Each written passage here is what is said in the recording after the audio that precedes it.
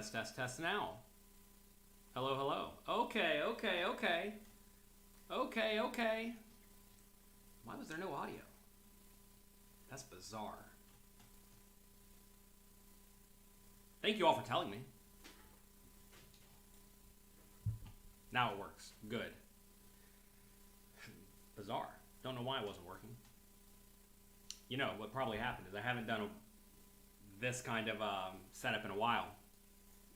I figured out every time I move my setup, if I take this and take it to Las Vegas and then come back, then you have to reset everything. It doesn't make a whole lot of sense. If you have any questions, please email support@pokercoaching.com. If they did not answer your question correctly, let them know and they will try to answer it correctly. Hello from Alaska. Alaska got their swimming gold medal. Congrats to Alaska. How many people do you think we lost today? Not having audio for the first 1.5 minutes. Thanks to all of you for helping me get some audio working. Adam says you lost 5 times on the river yesterday. It's not so bad. It's pretty good. Can you text? No. Sound is very low. Okay, let's see. Test, test, test. To sound a little better. Test, test, test. I've turned it up a little bit.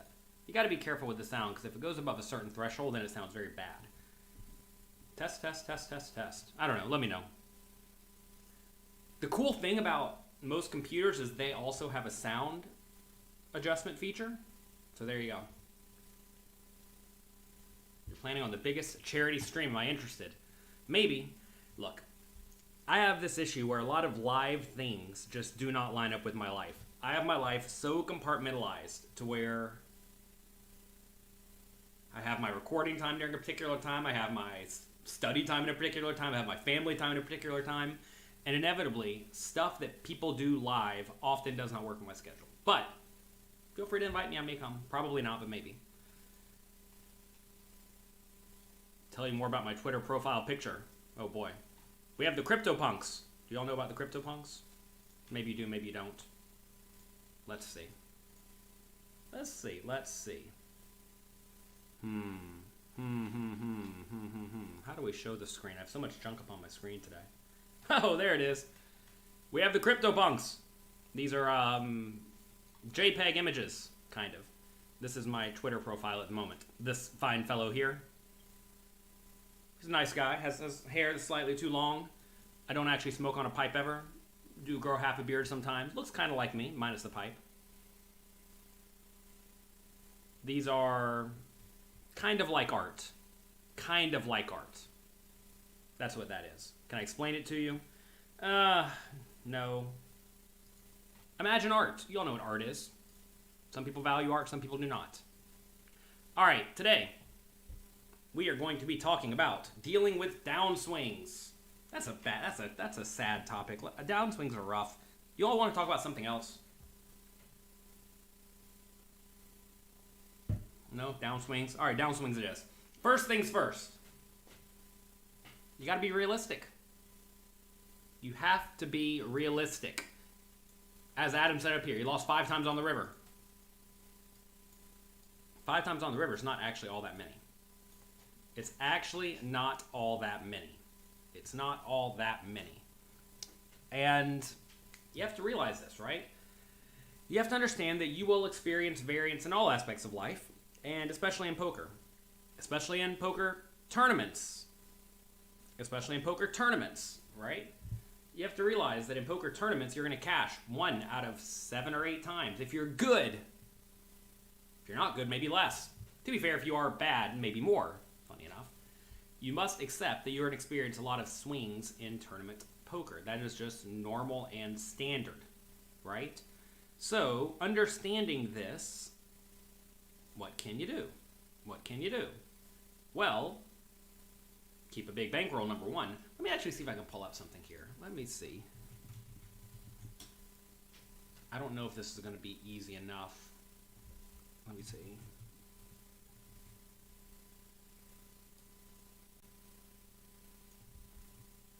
I'm going to try to find a few people's graphs on this this handy dandy website. I don't know if it's going to work though. I'm not going to do it. Not going to do it. Not going to deal with that. Listen, you're going to have downswings. You must understand that you will experience massive swings in poker. In tournament poker, if you have something like a 30% return on investment, which is, pretty good. You're not the best player in the world, but you're also not bad. You're winning. If you play in games where, let's say they have, 300 people. Regular tournament for a lot of casinos, maybe a little bit bigger than most casinos, and also small for online tournaments. You're going to experience 50 or 100 buy-in downswings on a regular basis, right? So understand that this is normal. Like right here, Matthew said, down 30 buy-ins, most in your career. Well, congrats. 30 is not a lot. I'm trying to think. I've been doing somewhat poorly online recently, just, getting it in good and losing, right? Same stuff. And I don't know how many buy-ins are down. Like, I don't even worry about it because I know I'm playing in games where I'm definitively profitable, and you're going to experience downswings, right? It's funny, let's say you play a full Sunday session online and you play, 20 tournaments, let's say. Let's say you play 20 tournaments online, which is, by the way, about as many as most recreational players play in a few months, right? Or half a year. So in that one day, you can easily run horribly bad or amazingly good, right? I mean, I've had Sundays where I've been like minus 20 big blinds per 100, and some Sundays where I'm like plus 40 big blinds per 100, which is just like ridiculous swings, right? You run at minus 20, you're going to lose. You run a plus 40, you may win because you may actually run a plus 40, but then lose the big flips that matter or whatever, right? So you have to understand that you're going to have an immense amount of variance. You have to have realistic expectations. Most poker players, especially if they're kind of new to the game,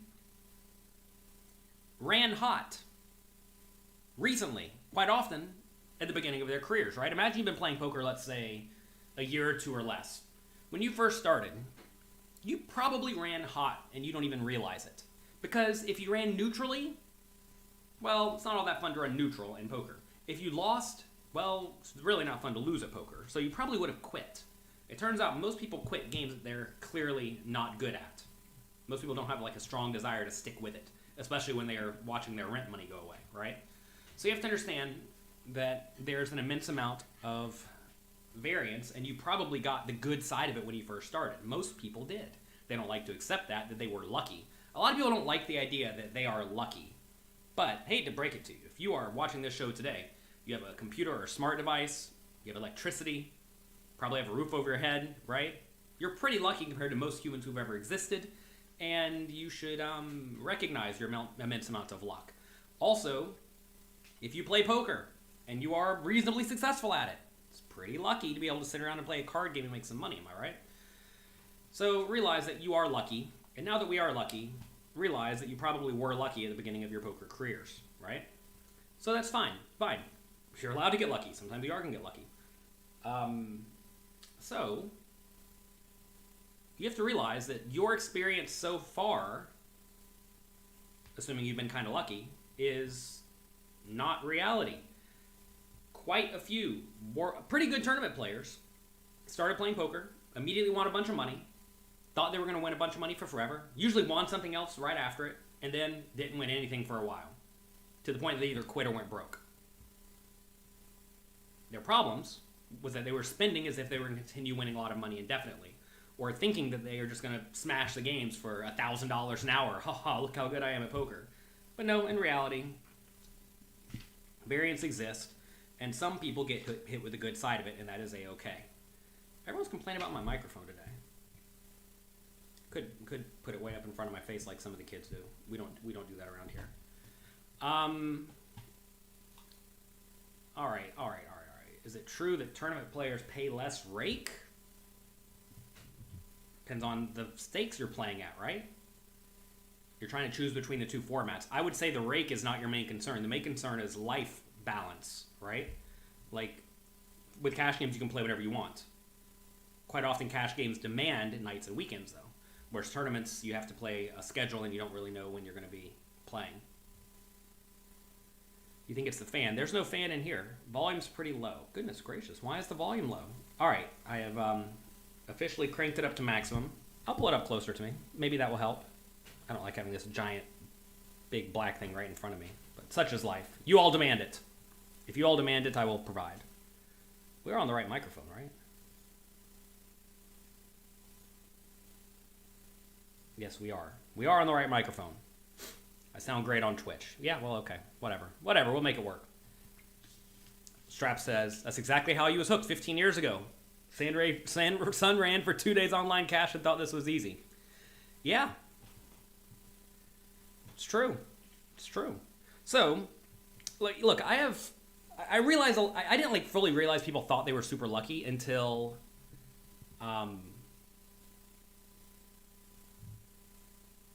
people are saying there's some sort of feedback. I don't know what it could even be. There's nothing on in here, everybody. Fan's super quiet. I do see that there's some sort of feedback. Let me turn this off and turn this back on. Is that a thing I can do?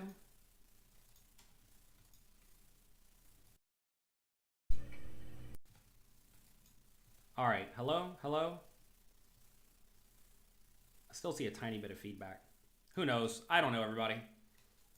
I don't know. I just don't know. I don't know the answer. If somebody knows the answer, then help me out. I just fixed it. Well, when I turned it off, I turned off the microphone altogether.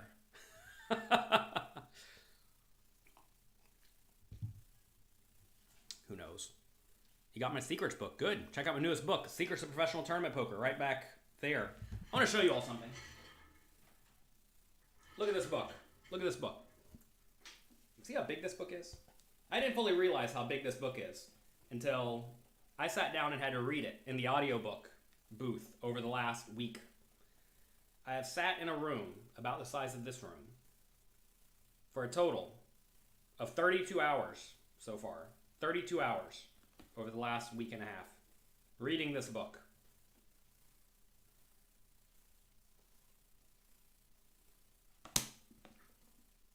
It's a lot of reading. And I'm not finished yet. We all believe this. I thought I'd be able to get through it in 4 days. I have 20 pages left. Brutal. Brutal. 20 pages left. I'll finish it up. It's going to be fun. Some people are complaining about sound, some people aren't. It's kind of bizarre. Why would some people have good sound and other people not have good sound? Doesn't make any sense. All right. I vividly remember someone coming to me for private coaching, telling me like how great they are, about how they've cashed the last 8 out of 10 tournaments they've played, and they final tabled 2 of them. I did a little bit of digging, and it turns out they play in 40-person tournaments, and they always pay the final table. So, you know, it's not so hard to do that. But this person thought they were just like amazing at poker. You don't think the mic is directly in front of you. The mic is right here in front of me. Yes, it's clearly right here in front of me. I'm looking right at it. I'm literally looking right at the microphone. How many hands of winning until you consider yourself a winner? I guess 1, right? If you win 1 hand of poker, you're a winner. You have to realize that everything in poker is just a guess. It's an estimate. There's a lot of value in embracing the fact that you do not know, right? But as you get more and more data, you are closer and closer and closer to actually knowing, right? When's the book available on Audible? When it's finished. Probably, realistically, another month and a half if I had to guess. Audiobooks take forever because they have to go back and edit it. But so look, a lot of people play poker. I'm not saying this is you necessarily, but a lot of people play poker to stroke their ego, okay? They want to think that they are good at something, especially something that requires intelligence. A lot of people like to think that they are smart. They like to think they can outthink their opponents and outplay their opponents. And they will trick themselves into thinking these things despite their results. When they get unlucky, they think, oh, I got unlucky. When they get lucky, they don't think anything. They think, yeah, I won. So either you win because you're good, or you lost because you're unlucky. That is how a lot of people view poker and a lot of gambling things, to be fair. And you have to not do that. If anything, you need to try to assess when you win, it was because you got lucky. And when you lost, it's because you were bad, right? Once you accept these things and start thinking like this, you'll be able to realize that you have a lot of work to do. You win because you're lucky. You lose because you're bad. Stop being bad is what it amounts to, right? And you have to realize that. What do you do when your friends ask you for money. Oh, I stopped being their friends. If someone is begging you for money and you don't like that, don't be their friends. There are a lot of people in the world. You don't have to be friends with people who are trying to mooch off you unless you're okay with that. I literally have no friends who ask me for money. None. None. Zero. There's a lot of value in surrounding yourself with people who are, it's going to sound a little bit bad, but in like a comparable spot to you in life and or better, right? And I don't know, I'm always trying to progress and move up. I'm trying to learn from smarter people than me, try to hang out with people who are better at life than me, right? Better is clearly, a difficult thing to nail down because you can, have no money and be perfectly happy. But I don't hang out with anybody who asks me for money. No one has asked me for money in a very long time. And quite often the answer is, if like somebody's begging on social media, the answer is block. You click the block button. Yeah, Mark says, I forgot online poker's rigged. Yeah, if you think online poker's rigged, you're a losing poker player. How about that? Okay. So now that you realize that you are lucky, now that you realize you are going to go on downswings, what do? Well, you want to analyze the data and make sure that you are losing because you are unlucky and not because you are actually bad, right? If you play online, as I recommend, all my students play at least some online, you will inevitably see that sometimes you're playing great, sometimes you're not. You can go through and look at spots and realize, okay, that was a setup. Like I got kings against aces, right? Setup, what you're going to do. But if you see yourself just like running bluffs all the time and they are frequently failing, or if you find that you're calling on the river frequently and it's often failing, or you're just kind of blinding down, you're just like slowly losing in every spot. If you're losing from early position, whatever. There are a lot of things you can be doing wrong, and data will help you see what you're doing wrong so you can go about improving, right? One of the easiest ways to smooth out the variance and make your graph just kind of go straight up is to increase your win rate. You could also move down in stakes, right? You're allowed to move down in stakes. It turns out an easy way to increase your win rate is to move down in stakes. Now, a lot of people don't like the idea of I need to move down in stakes because I am not a big enough winner in my current games, but sometimes that is the answer. Many very strong poker players have gone broke because they refuse to move down. Understand that well, look, again, people play poker for all sorts of reasons. We already discussed the people who want to try to feel intelligent. Other people play because they want to feel a rush. They want to feel alive. They want to get their gamble on. Hate to break it to you. If that's why you are playing poker, you may have a difficult time winning. I'm not going to say that's necessarily true, but at least in my experience, the people who are overly excited about their wins and losses don't make it because they are not thinking clearly. They're gambling, right? And you have to realize that is not the mentality you should have. And quite often the right strategy, especially when you're not winning at your current games, either because of a downswing or because of poor play, is to move down because you will definitively see an increase in your win rate. How much of an increase? I don't know, but you will see an increase. How do you win more races? Oh, play more races. Easy. Letting go of results helped you more than almost anything. Yeah. I mean, like, you just got to realize there's lots of variance. Like yesterday I played online and lost the few big games I played and smashed them in the small games I played, and it's like basically broke even, but won 30 buy-ins or something. And, I could have just as easily ran hot in the big one, right? To be fair, the bigger ones are tougher than the small ones. But it's like, whatever. It just doesn't matter. You have to realize it doesn't matter. The problem is a lot of people play way too big for themselves. They just play way out of their bankroll. They play to where they're really excited about it. And when you're really excited about it and it goes poorly, you're going to be really distraught, right? And I think a lot of people have a tough time wrapping their head around the idea of I'm going to sit down and I'm going to go play poker and I just don't really care what happens. Like yesterday when I play online. Win or lose, I can tell you, I don't really care. Maybe that's a good spot to be in, but you have to realize if you're playing small stakes, play smaller. You can play really small buy-in games, tournaments or cash games, right? The problem is a lot of people don't want to. They don't want to get rich slowly. They want to get rich quick. And, It's also a great way to get broke quick. Make sure you click the like and subscribe. Shark says Lucky Libra. Yeah, click like, click subscribe, click the notification bell.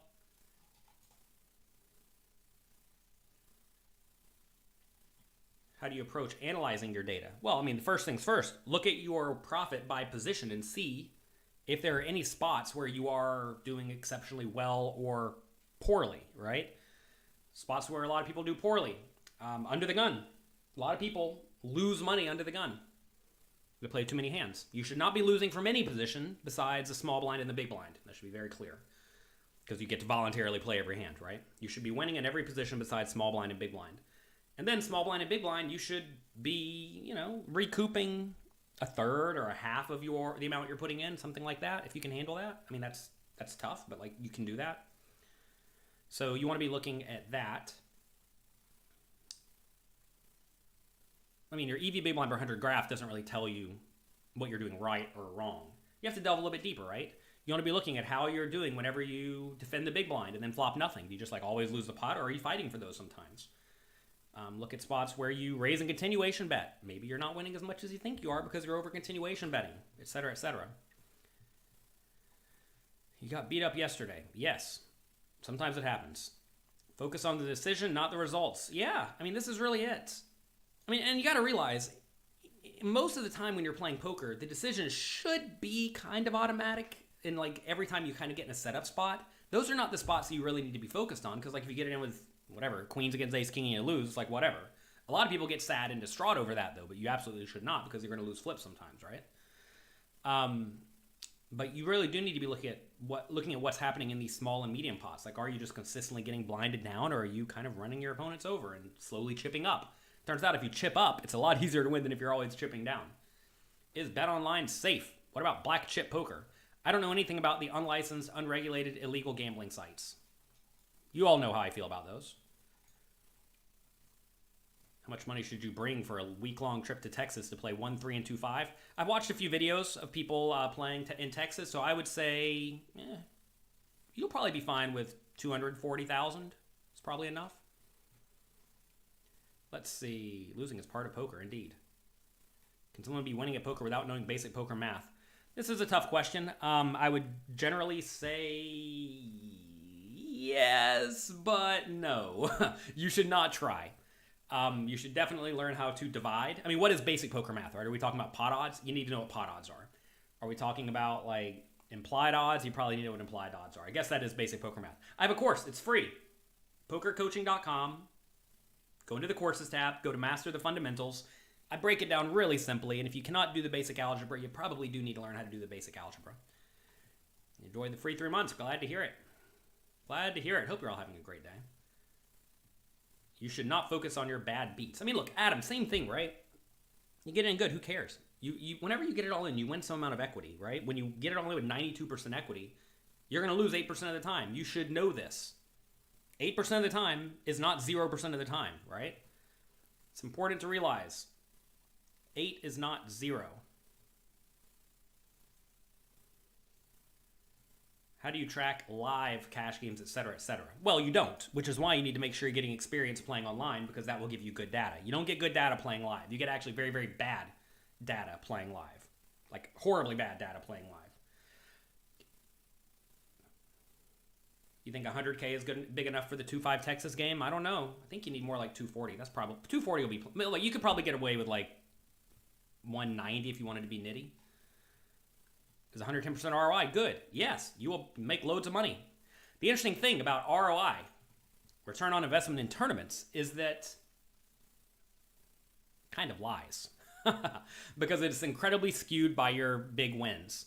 If you win big at the right time, your ROI will be gigantic. If you don't win big at the right time, your ROI will be negligible or negative even, right? I mean, if you look at my poker career, I've had 3 cashes for $1 million, $1 million, and $750K. Okay? If I did not have these 3 biggest cashes,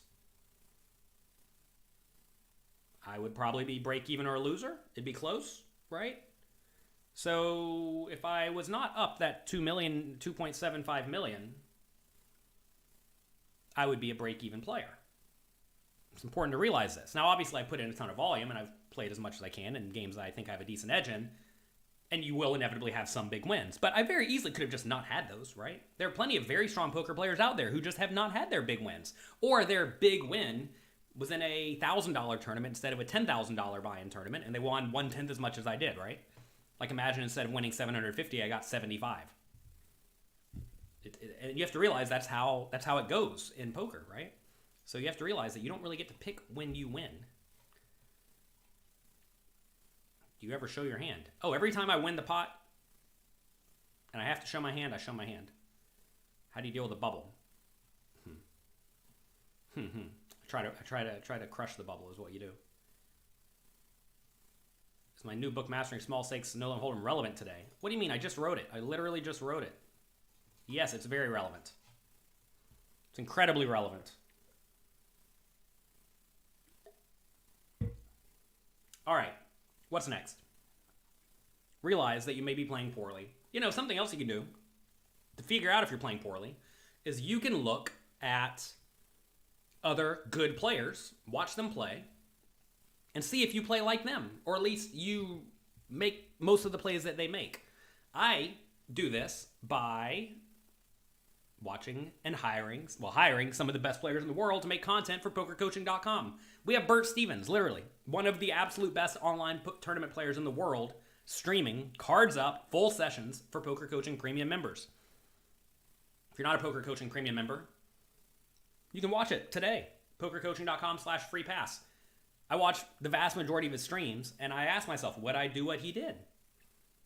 And sometimes the answer is no. And when the answer is no, ask, is the play he making better than the play I would have made? Sometimes it's yes, sometimes it's no, but at least I'm in there thinking about it, right? And you got to realize, I'm a pretty good poker player. And he's a world-class poker player, right? If you are not a world-class poker player, if you are not playing at high levels already successfully, then you kind of got to presume what the world-class pro is doing is probably better than what you would be doing, right? So if you go in there and watch a stream and you would have played just incredibly differently than these world-class pros, kind of implies you're not playing well, right? So if you don't play online, that is a good way to at least kind of compare what you kind of compare what your overall strategy would look like compared to a good, strong player. Now realize there are various strategies that can win at poker, but most of the best players are in there battling kind of hard. Get in the study sessions. Yeah, Louis Philippe here. Louis Philippe's right here in the chat. He runs the study sessions. Go to pokercoaching.com/free pass. Get in the Discord. Hop in the study session. They'll be starting right after this. So get in there and make use of it. Can I tell you about the new Brain Fuel? I cannot. I do not know. Sorry. I like the current Brain Fuel. Hope they don't change it too much. Somebody's asking about my Tournament Masterclass. Tournament Masterclass on Poker Coaching's a year or two old. I'm actually completely remaking it, though. I'm in the process of remaking it. I've already recorded about 20 hours of brand new content that will be coming out over the next few months for Poker Coaching Premium members. Imagine my Tournament Masterclass, how it's about 40 hours long. Cash Game Masterclass is going to be comparable. It's currently 6 or 8 hours long, but we could go more in depth. We're going to go through showing GTO strategies and discussing how to adjust. Let's see. How many 100 big blind cash game buy-ins down in a week or month is truly running bad? I mean, again, Revis, this is a bad question because time is not the metric. Time is never the metric you should use in poker. A lot of people think, oh man, I play a lot of poker. I play once a week. But in reality, that's like, what? 200 hands? 200 hands is literally a drop in the bucket. They play 1,000 hands a week. Also, a drop in the bucket. Right? So it's just like you're asking a question that it's not framed well. You're not thinking like a poker pro does, where you're thinking in terms of hands. How many hands are we playing? So the question is, how long can you run poorly? And then the answer to that is just purely a math problem. It is, how much is your win rate? How big is your win rate? If you're playing really tough games online where you win at like 3 big blinds per 100, or if you're just not that good, or if the rake is high, whatever. If your win rate is small, then 100,000 hands, that's like normal to break even. So I mean, that's like a long downswing, but I mean 100,000 hands is a solid amount. To be fair, if you're like grinding hardcore online, that's only about a month worth of play. But you know what I'm saying, right? If you were to do that live and you play 200 hands per week, let me get on a calculator. You all know I can't do math to save my life. 100,000 hands divided by 200 hands per week equals 500 weeks. How many years is that? Can't even do that math. That's a solid 10 years you can break even. 10 years you can break even as a small winner in live poker if you play 200 hands per week. You know what I'm saying, right? What's a good hourly rate for big blinds per 100 in cash games? Depends on where you're playing, right? Live, you can easily win at 20 big blinds per 100, 25 big blinds per 100. But again, hourly rate, bad metric. Whenever you play online, you play way more hands, right? All right, next. Say we are in a downswing. Say we're losing. All right. Take a step back and assess your situation. Where are we currently? Are we still properly bankrolled for the game I want to be playing? Let's say you normally play 2-5 no limit at your casino. You think you wanted to have, I don't know, 40 buy-ins, let's say. So 20,000 bucks. Let's say we had 25 and we've lost down to 15. Starting to get a little bit low. Should we move down? Maybe you should, maybe you shouldn't. This is where it's very important to ask, how am I losing? Am I still playing well, right? And maybe you are, maybe you aren't. I had a big downswing 4 or 5 years ago. I was playing cash games at Bellagio mostly after World Series of Poker tournaments. And I was playing 25, 50 up to 100, 200, no limit hold'em. And went on a downswing. I got it all in something like 18 times that summer and lost something like 15 of them. Mostly getting it in good and flipping, you know, like normal 50-ish spots. Went 3 for 18. Lost 200K or something. And you have to ask, is this normal? Maybe it is, maybe it isn't, right? But you also have to ask, am I still playing well? Maybe you are, maybe you aren't, right? I was told by one of my friends a long time ago, very good advice, very good information. You will eventually run worse than you think is possible. Whenever you think you know what a bad downswing is, realize and accept and fully understand that you will have a change of heart in the future where it's actually worse than you thought it was.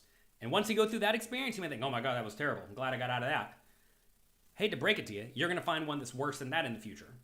You will eventually run worse than you ever thought possible. To be fair, you're also going to run better than you ever thought possible too. I've had multiple times in my career where I've won like back-to-back poker tournaments, which is just dumb. Like, it's just silly, right?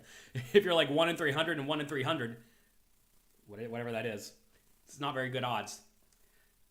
So 1 in 9,000, like, yeah, sure, right? I mean, why not? You're allowed to hit a 1 in 9,000 sometimes. So you have to realize that this is what we are doing, right? Irie guy, there you go. Michael, old school.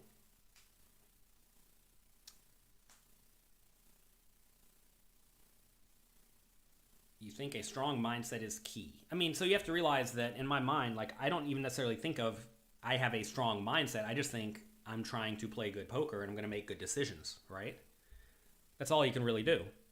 You play 30,000 hands, you're averaging minus 15 big blinds.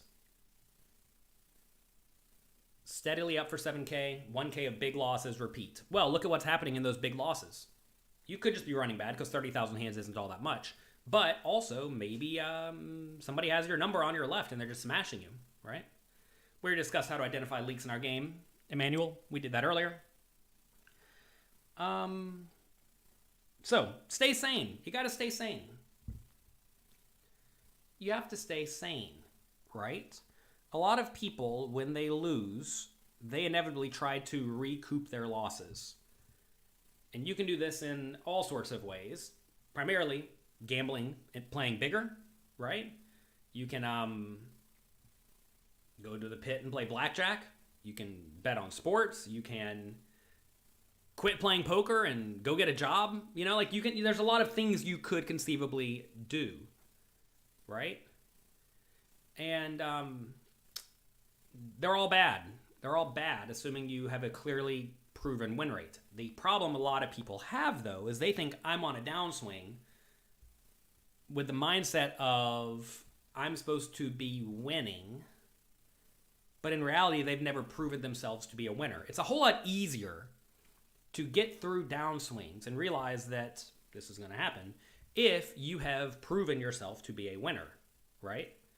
Like in sit and goes, I used to play a bunch of sit and goes. I was very clearly a solid winner in the games. Now, the games are always getting tougher over time, so I expected my return on investment to decrease, but it's never going to just like fall off the cliff. It's not going to go from like 8% ROI to negative 10. It's just not going to happen, right? It might go from 8 to 7 or 7 to 6, but it's not going to go from 7 to negative 10.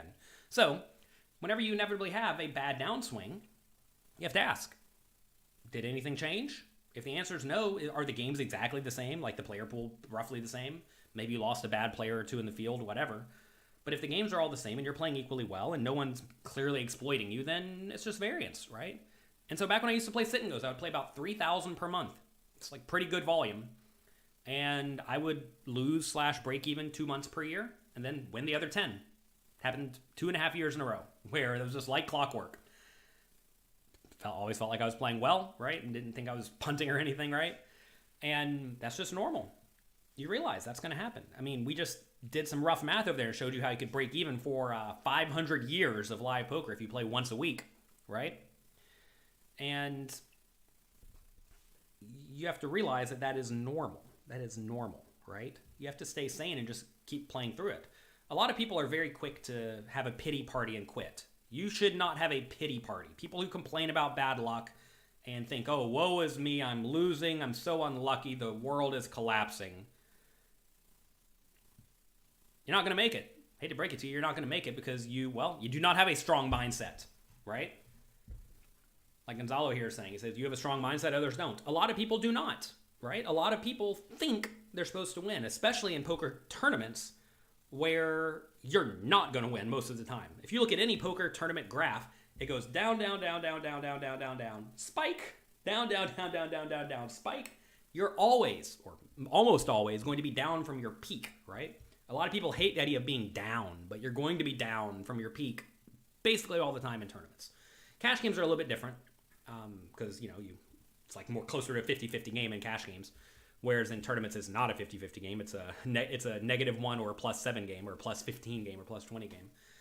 But yeah, this idea of I have a strong mindset was probably forged from going through this process over and over and over and over again. And the problem is I don't know if I can fast track that for my students, right? Like I realize a lot of things I can fast track for my students where we go from them knowing nothing to being like pretty good pretty quickly. But you don't really know how you're going to react when things happen, right? There's the Mike Tyson quote, something along the lines of, everybody has a plan until they get hit in the mouth. And yeah, sometimes you get hit in the mouth. Tough thing about poker is when you get hit in the mouth, it hits you in the mouth over the course of quite a long time sometimes, right? How do you deal with family members who don't have the same mindset or give you pressure? I mean, again, Samuel, with my wife, I don't really talk about poker at all, win or lose. She doesn't know if I win or lose anytime I play online. And it doesn't matter, right? Bills are paid, we're good to go. This goes back to the idea again, though, is have you proven yourself to be a definitive winner? And also, I don't go to talk to other people about wins and losses, right? That's just not what I do. I don't feel the desire to do that. A lot of people want to talk about things and get emotional support or whatever, but I don't think it's anything that should cause emotions to begin with.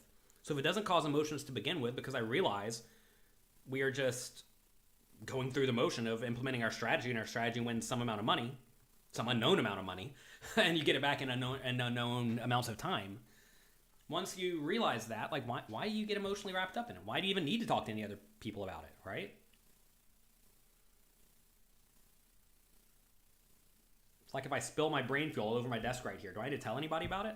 No, I'm just going to clean it up, right? You go on a downswing, just clean it up. Put in your volume. Volume cures variance, right? Did you play Turbo Sit and Goes? Yes. At Turbo Sit and Goes, for a long time, I won between about 10 and 5% ROI. This is a long time ago, though. Long, long, long time ago. Games are very tough now. I would not recommend Sit and Goes to anyone. So in terms of Well, first off, losing sessions, you definitely, if someone's going to give you pressure over losing sessions, you don't need to be talking to them about your poker activities because you're going to have losing sessions. I would never be with anyone who would make me feel bad about losing sessions. Now, Samuel, I will say, my wife knew she was signing up to be with a professional poker player. My wife was aware of this. A lot of people start off not being poker players. They get married, have kids, whatever, and then they decide, you know what, I'm going to start playing poker. And I get how that can be very, very tough for a spouse because your spouse did not sign up for you spending your weekends away playing a card game, especially if you have other financial or other, time responsibilities like kids or just hanging out with your spouse, right? So you have to realize that if someone is getting something they did not sign up for, that's maybe that's on you. Maybe that's on you. But, I'll explain how I did this with my parents. My parents didn't really care for gambling whenever I was a kid. And what I did, whenever I told them I was going to quit my $10 per hour job, is I showed them my spreadsheet. Actually, it was a notebook. But I showed my profits and sit and goes. I showed how I was consistent every single week. I'd been doing this in my spare time for like a year. I showed good, solid, consistent results. I showed $100,000 in my bank account. It's a 19-year-old kid or 20-year-old kid, whatever it was. I'm like, okay, what you going to do? You got good results, right? The problem is, Samuel, is a lot of people have no results and no proven track record. And it's a whole lot harder to get people on board if you have no track record and no proven amount of profitability. So it makes it very difficult. Volume cures variance. Volume does cure variance. Most people don't want to put in volume, though. They just want to get all the money now. They want to get all the money now. Click that like button. Yeah. If you all like this, click the like button.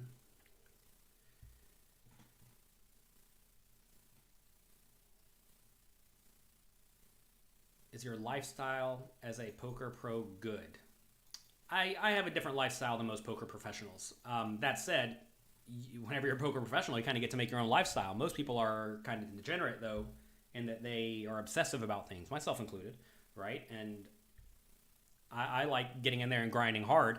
And like when I go to play poker, when I go to play a poker tournament series, you can be very sure I'm going to be playing every tournament I think I need to be playing, that I think is worth the time, to the point that I'm usually either sleeping or playing poker. But that's okay, because I know what I'm going to sign up for, right? I make a point to have nothing else to do during that period of time. But no, my life's great. Dealing with downswings. Can't get too excited when you run good. Yeah, when you're running well, it's going to happen. Don't get too excited. How much tournament volume do you need to figure out if you're a winning player? Again, this all goes back to confidence, your level of confidence, right? Say you play 10 tournaments and you win one, probably a winner. Say you play 1,000 tournaments and you're up 100% ROI, probably a winner. Say you play 20,000 tournaments and you're up 80% ROI or 50% ROI. You're like pretty clearly a winner, right? But you get more confidence in your assessment as you get a larger and larger sample, right? And I made a point to get a very large sample of sit and goes before I ever quit my $10 per hour job because I wasn't sure, right? I'm not naturally that big of a risk taker. Nobody likes losing. You have to realize, losing at poker does not make you a failure, right? Losing at poker does not make you a failure at life. Now, if you become a degenerate gambler, then you may be a failure at life to some extent. Is that too mean? Let me know if that's too mean in the comments. I realize it's easy to find yourself being a loser. I mean, I've been a loser in life plenty of times. And you can get yourself out of it, right? Are we doing live coaching at the World Series? Probably not live coaching, but we'll definitely do some sort of poker coaching meetup around the World Series of Poker main event time. Do you think there can be a good balance between GTO and exploitative play? That's what good poker is. Do we often run sales on poker coaching? Every once in a while. Head over to pokercoaching.com/freepass. Get in it today. We'll email you next time if we put anything on sale. Should we focus on increasing table counts or volume, et cetera, et cetera? No, you should focus on getting good. If you're playing more than like 6 tables at small stakes, you're probably not doing it right. Your goal as a small stakes poker player should not be to make as much money as you can. It should be to get as good as you possibly can so you can then move up as quickly as possible, right? That's my favorite tournament to play. The ones where I win. Have a good day. Have a good day. That is right. Remember, volume cures variance, and remember that you will eventually run worse than you ever thought possible. And if you are on a downswing now, if you plan on playing poker for a long time, you're just getting started. You're just getting started. It's going to get worse. It will get worse sometimes. But the great thing about poker is that it's pretty easy to put in time in games where you can get good data, and then go from there, right? A lot of people, though, don't want to get the data. They just want to gamble. If you're losing at poker right now, I would definitely recommend you put $50 in an online site, even if it's one of the illegal ones, and make sure you can use Hold'em Manager there. Play small stakes games, tiny stakes games. Prove to yourself that you're a winner. If you're not a winner at the tiny stakes game online, make sure they're not raking you to death. They may be raking you to death. But if you're not winning in those games, you're not going to be a winner. You might as well stop playing in the casino where you're playing for a lot more money because you're not going to win, right? You want to make sure that you are a winner. Once you have good data that proves that you are a winner, well, if you're playing online, you can just move up, right? And once you get to where you're beating even like 25 cent, 50 cent cash games online, you'll be a winner in 1-2 live for sure. And if you're beating, $5 buy-in tournaments, you'll probably win most of the sites for sure. Why do you say the poker sites are illegal? It is illegal to operate a gambling operation that takes a rake that caters to people who live in America. You say no one's been prosecuted. I don't know if you've been aware, there was a site called Full Tilt Poker back in the day. There's a site called Ultimate Bet Poker back in the day.